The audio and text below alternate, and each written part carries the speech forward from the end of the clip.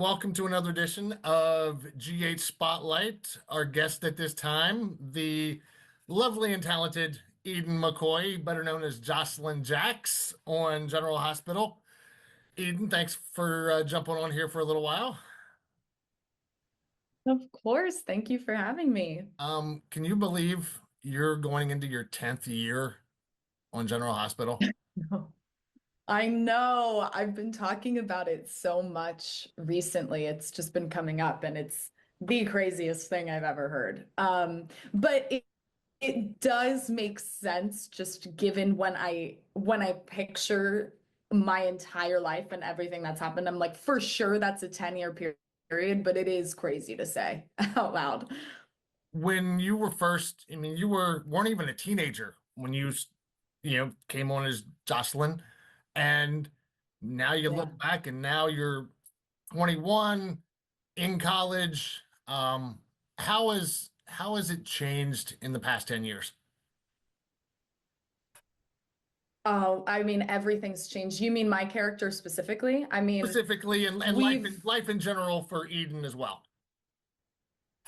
I mean, it's just a lifetime. I'm a different person in every single way. And I always say it's a very special, it's a very unique experience to, have such a steady gig for so long because I feel like it's some sort of weird digital diary. Like there's so much footage of me from consistently from all ages, and obviously that's such a weird like niche thing. And as mortifying as that is sometimes when I see embarrassing old clips of myself or, me at my worst phases, it's really beautiful because it'll be there forever. Like it's so much bigger. It's a big legacy and it's so much bigger than me and my life personally. So just to be a part of something for so long is really fascinating and really beautiful. And when I look at old things or, get sent things or I just happen to see them, I remember what was going on in my real life, like more than the show. And that's a really cool experience to have. It just brings back so many memories that would probably have been blocked out or forgotten. Jocelyn over 10 years has gone through so much, you know, kidney Mhm. transplant, her first love Yeah, passing away when she was 15, I believe was when was Jocelyn's age at the time, yeah, something like that. yeah. Um, Hmm. the infamous sex tape scandal, you know, now recently she just lost another boyfriend. First of all, can Jocelyn ever find love? I mean, I guess that's the first. Well, it's so funny. Me and Chad talk about this all the time because obviously he's my brother and I'm his sister, and we have a history of everyone we're ever like seeing dies.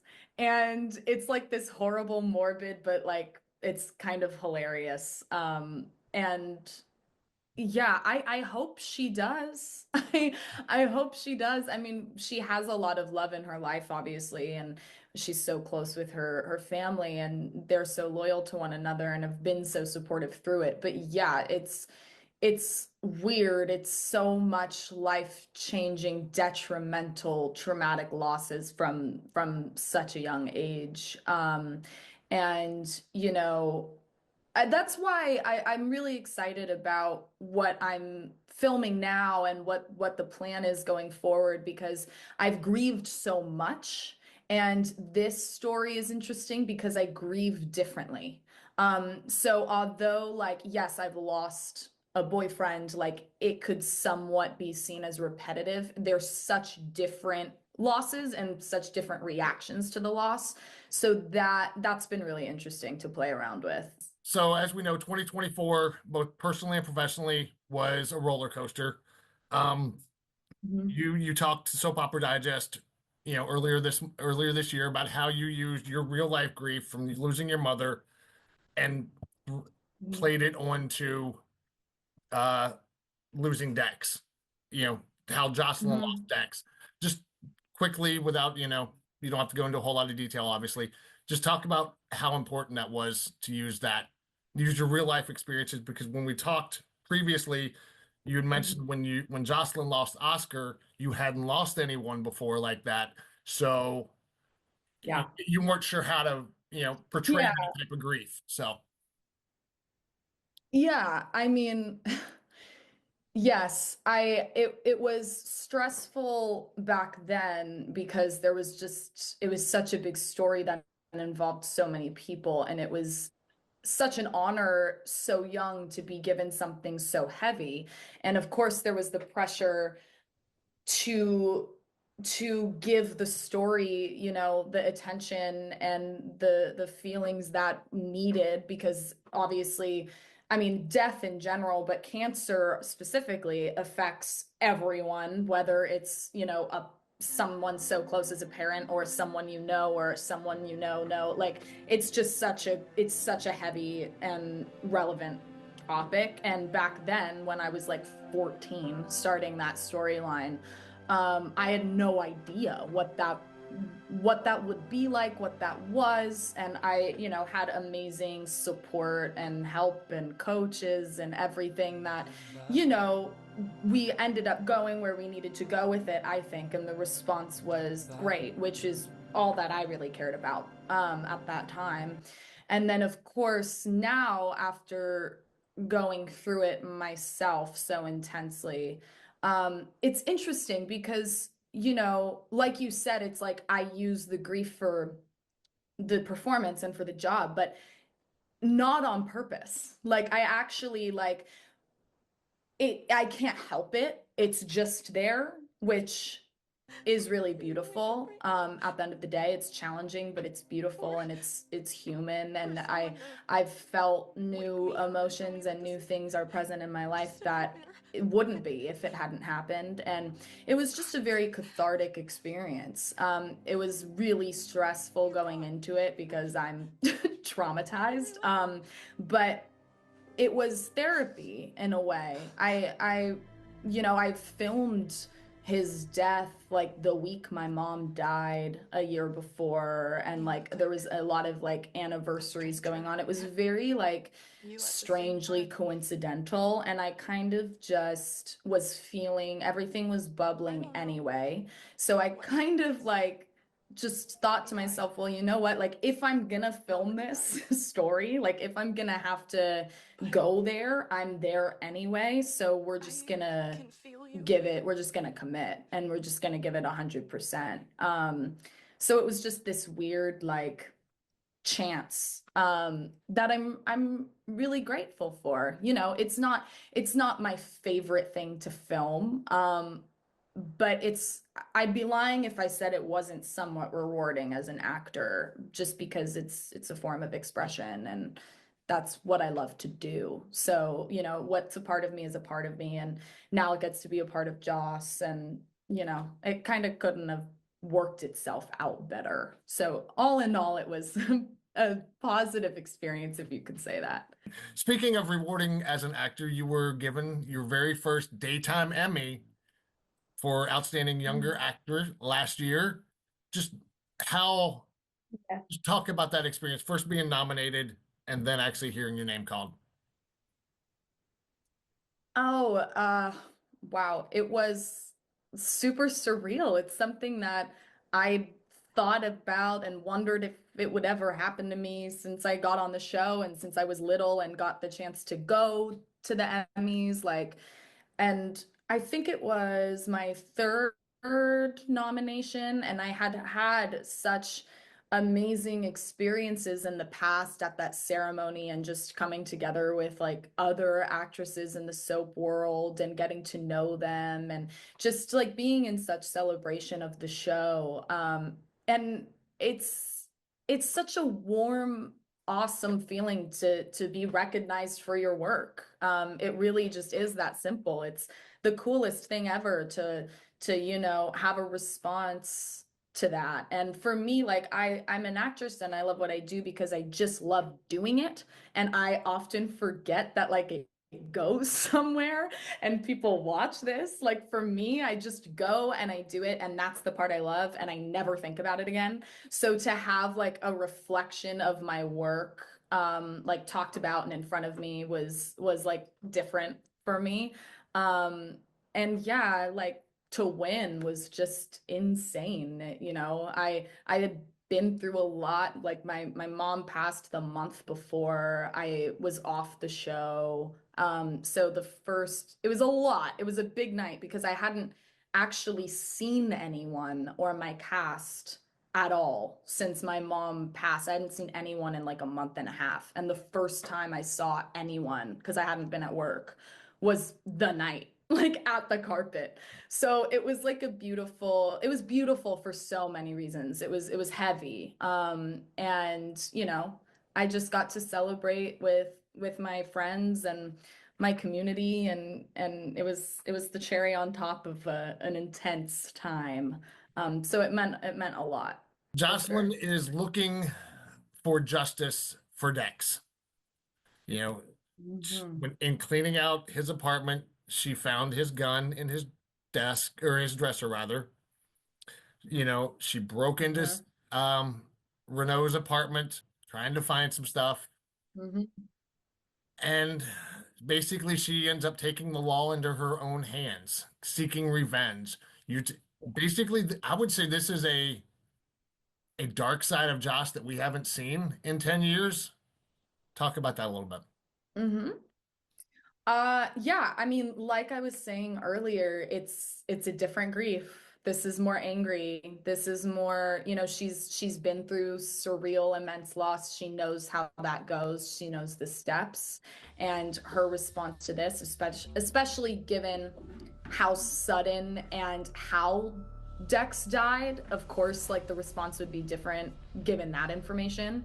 And it's just I mean, what's fueling everything is the frustration that nobody else is taking the shots that she wants them to. She's tired of Literally. hearing there, she's she's tired of hearing there's a lack of evidence, there's nothing we could do. I mean, to tell that to a grieving, angry person, like you're gonna get like a reaction from her. And her response, like you said, is to take things into her own hands and do whatever she can for justice. And I think that's great. Like I love playing that. It's fresh for her. She's obviously always been a competitive, determined force. And I like that they're staying true to that nature. Um, and yeah, I mean, I don't go there. I'm not doing any of this to kill him. I'm just doing this to get proof. And then what ends up happening happens, and happens out of self-defense more than anything, and a state of panic.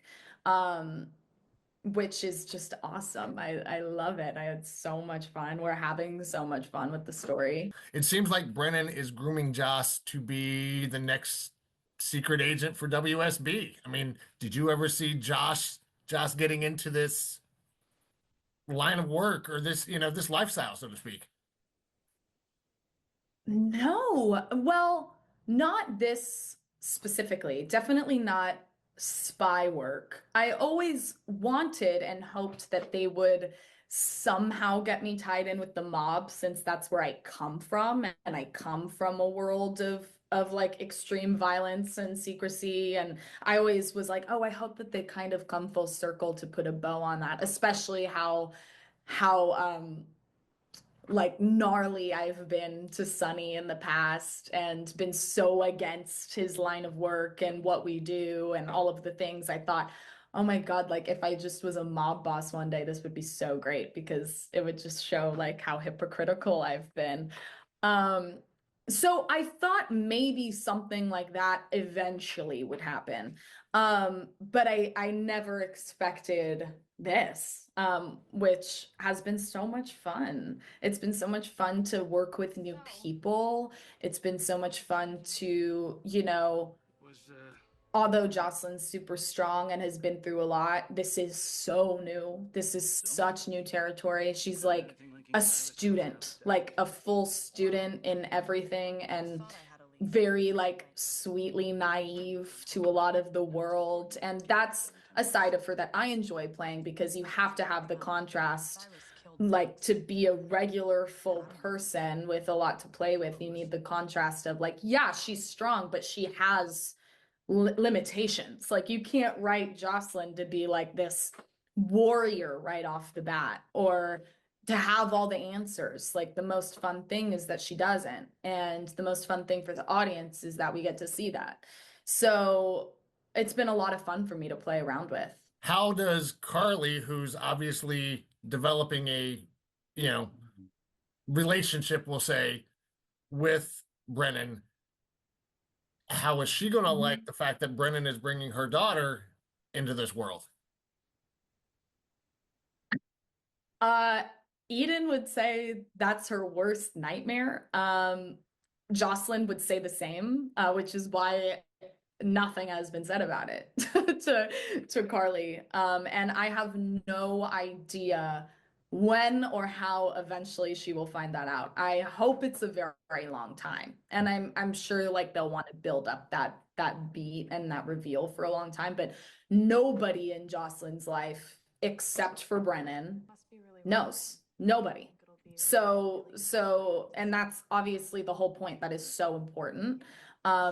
Which is great because it just creates this tension going forward for indefinitely until something happens with it for all relationships in her life. I mean, her mother's the closest to her, of course, like everybody's minds go there, but like her best friend, like Trina has no idea. Like we're just normal college girls together. And then I have something else going on and I have to lie to her and I have to lie to everybody in my life and deal with what that feels like. Even though I believe in what I'm doing for the greater good and I feel I'm protecting them and doing something meaningful.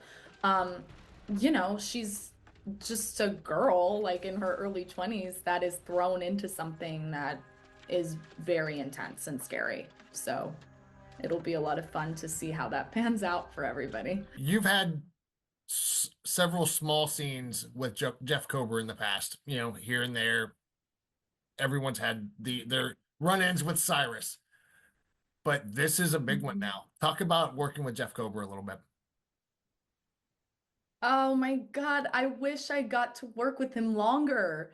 I wish I got to work with him longer and I wish it had a different ending for Jeff because I love him and everybody would tell you the same and he is so brilliant and I feel like we were just getting to know each other and then we got that script and we were like, shoot, like this sucks. But we had the best time filming on his last day, which obviously is the day that I murder him. Um, was so much fun. Like, of course, very intense, but we were peeing our pants like in between takes, and like he's sprawled out on the floor for like a million scenes after he's dead. So like me and Brennan have like all of these scenes over his dead body talking about what we're gonna do with this, and Jeff is just has to lie there for like an hour and he's so uncomfortable and I was just trying not to laugh the whole time. He's just, yeah, he's lovely. And so it's so fun because he's so lovely. And then when he comes at me with that hatchet, I was so terrified. Like, I was genuinely so scared of him. And I was like, this is why you are a magician. But yeah, nothing but love for that man. He's the greatest. What would you like to see in the next 6 months to a year for Joss? Oh, I just want to kick ass. I just want like crazy fight stunt sequences eventually and to go on like crazy missions. I have no idea if this will happen. Obviously I like only work a few weeks ahead. But I hope that I continue with the spy work, I hope that I'm successful in the program and in the training, and that I get to actually, go on missions and wear disguises and have so much fun playing around with that. That's so new for me. And really nerve-wracking, but I figure like if it's nerve-wracking, I should do it. Um, and yeah, and maybe like some mission I go on would involve people I know already, or something like people from my past, or, it would have to somehow like incorporate other characters into it. So it would be really interesting to see how they write that in if, I found out that somebody I loved or knew really well from childhood was doing something insane and I had to stop it. Um, Something like that, something along those lines. I think it's possible. Message for your fans. You've got a ton of them out there. Um, Whenever you do the meet and greets, all over the place, Zoom, etc. What's one message that you feel you always need to make sure you give to your fans? Oh my God, just thank you. Thank you. Thank you for the support over the years, for like me personally, and then of course just thank you for watching. I mean, our audience is everything. They're the reason I have a job. They're the reason I have a job that I love.